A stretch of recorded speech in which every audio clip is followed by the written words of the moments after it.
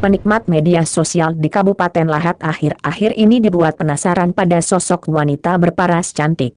Warga penasaran lantaran perempuan berambut panjang berkulit putih begitu fasih berbicara menggunakan bahasa Lahat di sosial media seperti TikTok dan video yang tampil di Facebook. Kini, identitasnya mulai diketahui warga terlebih saat ia menghadiri undangan peringatan International Coffee Day, ICD, di Citimall Lahat.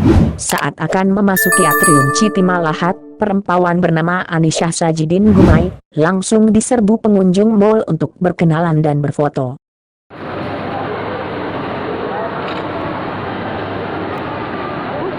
Satu, dua, tiga.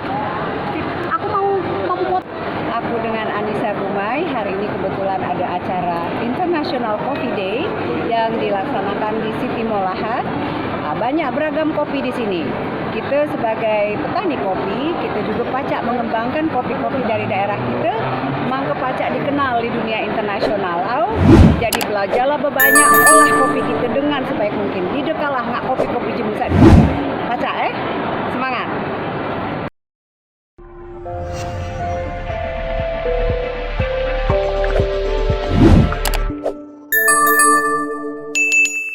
Dapatkan berita update dengan mengklik subscribe, lonceng dan berikan komentar.